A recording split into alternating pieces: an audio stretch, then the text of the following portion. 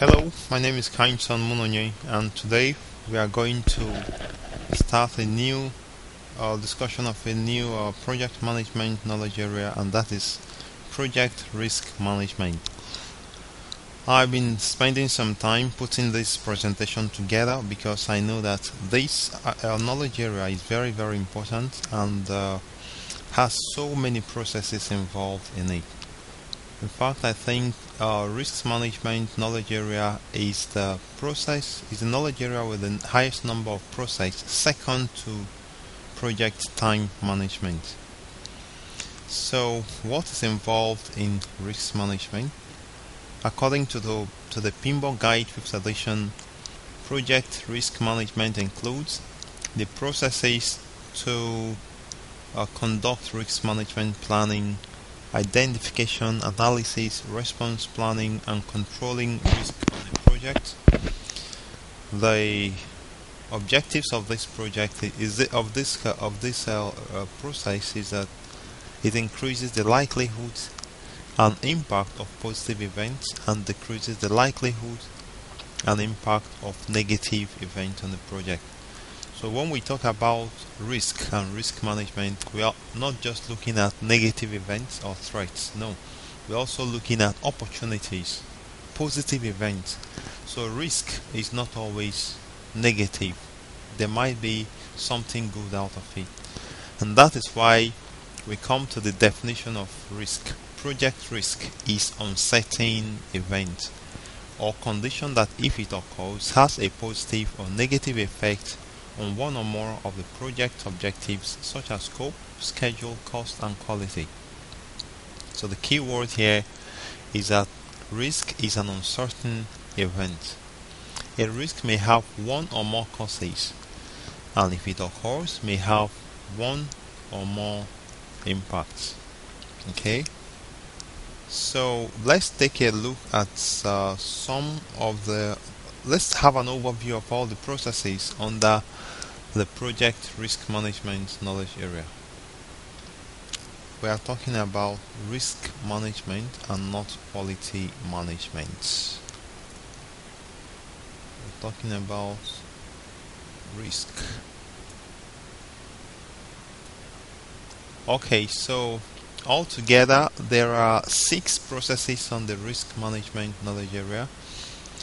One of them is plan risk management. This is a process of defining how to conduct risk management activities for a project. The second one is identify risks, the process of determining which a risk may affect the project and documenting their characteristics. Perform qualitative risk analysis. This is the process of prioritizing risk for further analysis or action by assessing and combining their probability of occurrence and impact. Then we have perform qualitative risk analysis as a process of numerically analyzing the effect of identified risks on overall project objective. Another process, the 5th one, is plan risk responses. This is the process of developing options and actions to enhance opportunities and reduce threats to project activities. And finally, we have the only process under the monitoring and controlling process groups, control risks. This is the process of implementing risk response plans, tracking identified risks, monitoring residual risks, identifying new risks, and evaluating risk process effectiveness throughout the project. Let's take a look at some of the terms you might encounter under the risk management knowledge area. One of them is known risks. Known risks are those that have been identified and analyzed, making it possible to plan a response for those risks. Okay? So risks that you have identified, you anticipate that it might happen. Known risks that cannot be managed proactively should be assigned a contingency reserve. Under the time management knowledge area, we discuss contingency reserves, which is also called buffers or time reserve, which is the amount of time or the amount of money set aside for unknown events that might happen in the project. Unknown risks that cannot be managed proactively and therefore may be assigned a management reserve. So take note, for known risks or known unknowns, you assign a contingency reserve, but for unknown risks, that is unknown unknowns, you assign a management reserve. A negative project risk that has occurred is considered an issue. Okay? Let's move on. Individual project risks are different from overall project risks. The overall project risk represents the effect of uncertainty on the project as a whole. It is more than the sum of the individual risks within a project, since it includes all sources of project uncertainty. It represents the exposure of stakeholders to the implications of variation in the project outcome, both positive and negative. Alright, so take note that the overall project risks is actually more than the sum of the individual project risks. Let's now discuss this term in the PMBOK guide called risk attitude. Now, some organizations and stakeholders are willing to accept varying degrees of risk depending on their risk attitude. The risk attitude may be influenced by a number of factors such as the risk appetite, which is the degree of uncertainty an entity is willing to take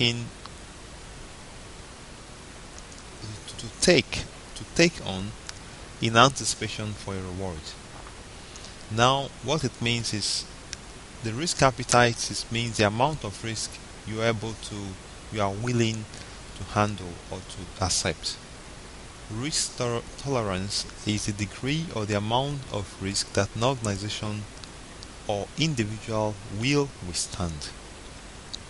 Okay, then we have risk threshold, and that is a measure. It measures the level of uncertainty or level of impact at which a stakeholder may have a specific interest.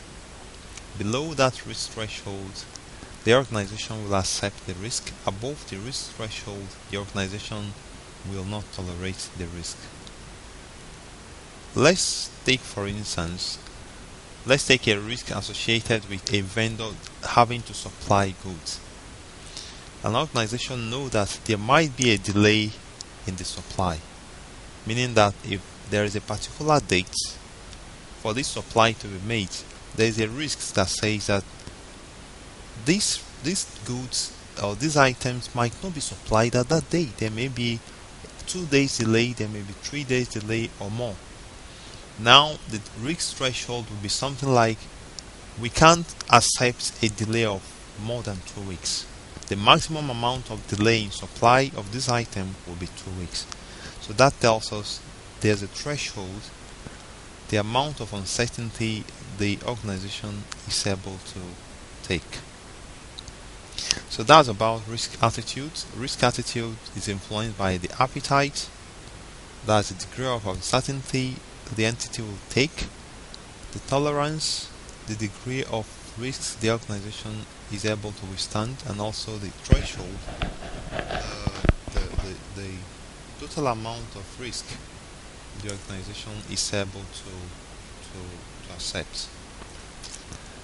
Let's now move into the first process under the risk management knowledge area, and that is plan risk management. Plan risk management is a process of defining how to conduct risk management activities for the project. The key benefit of this process is that it ensures that the degree, type, and visibility of risk management are commensurate with both the risk and the importance of the project to the organization. The risk management plan is vital to communicate with with and obtain agreement and support from all stakeholders to ensure the risk management process is supported and performed effectively over the project life cycle. Okay, so the important thing to know is that the plan risk management process should begin when a project is conceived and should be completed early during project planning. So the plan risk management should be completed early during the project planning. Let's now take a look at the ITTOs of the plan risk management. The project management plan, the stakeholder register, the project charter, the enterprise environmental factors, and the organizational process assets. Tools and techniques are analytical techniques, expert judgment, and meetings. Just like many of the planning processes, the plan risk management generates just one output, and that is the risk management plan. Why do we need the project management plan as an input? In planning risk management, all approved subsidiary management plans and baselines should be taken into consideration in order to make the risk management plan consistent with them. The project management plan provides baseline or current state of risk affected areas including scope, schedule, and cost. Why do we need the project charter to plan risk management? Because the project charter can provide various inputs such as high-level risks, high-level project descriptions, and high-level requirements. Why do we need the stakeholder register? Because the stakeholder register contains all details related to the project stakeholders, provides an overview of their roles. Because the stakeholders are necessary to give you some insight in planning risk management. It helps you to see the stakeholder risk appetite, how they view risks. The insight the stakeholders provide will be very, very necessary, will be very, very useful in planning risk management. And of course, we need enterprise environmental factors. Some of them that can influence the risk management planning process may be the risk altitude, the threshold, and the tolerances that describe the degree of risk that an organization will withstand. And of course, the organizational process assets. Some of the organizational process assets that can influence the risk planning process include the risk categories, common definition of concepts and terms, risk statement formats, standard templates, roles and responsibilities, authority level for decision making, and lessons learned.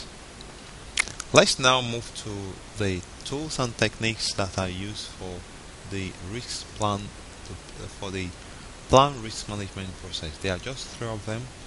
One of them is analytical techniques. Analytical techniques are used to understand and define the overall risk management context of the project. Risk management context is a combination of stakeholder risk attitudes and strategic risk exposure of a given project based on the overall project context. For example, a stakeholder risk profile analysis may be performed to create and quantify the project's stakeholder risk appetite and tolerance. Other techniques, such as the use of strategic risk scoring sheets, are used to provide high-level assessment of the risk exposure of the project based on the overall project context. We do need expert judgment for plan risk management, and we also need meetings. Planning meetings are necessary for plan risk management. Project teams hold planning meetings to develop the risk management plan. Attendees may include the project manager, selected project team members, and stakeholders, anyone in the organization with responsibility to manage the risk planning and execution activities, and others. Alright, let's now take a look at the outputs of the planning risk management. just one output, that is the risk management plan.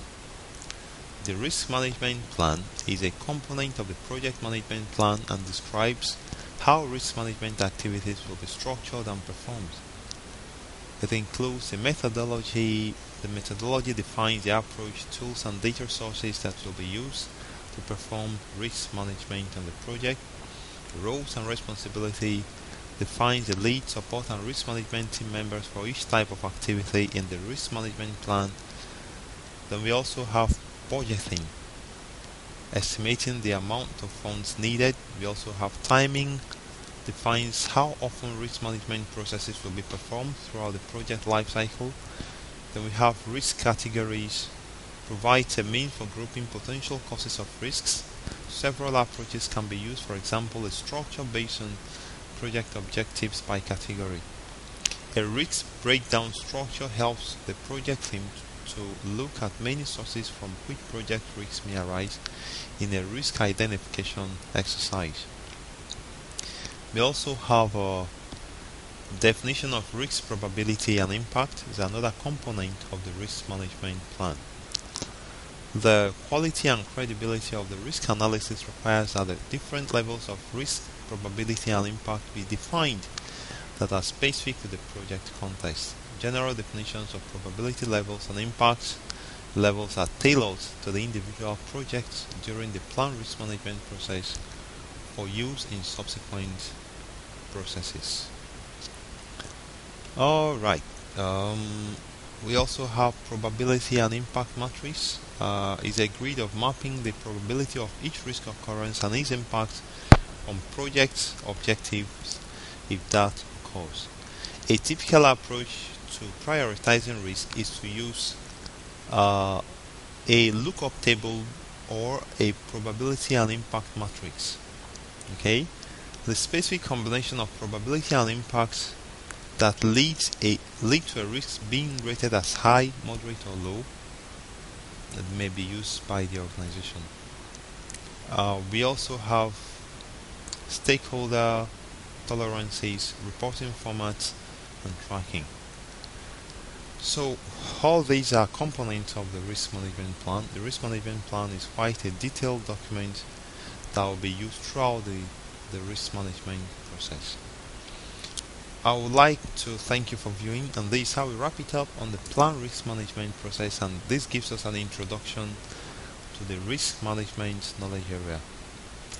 I hope you've learned much from this, and I'd like you to join me in my next presentation where we now go ahead to discuss identify risk, the next process in the risk management knowledge area.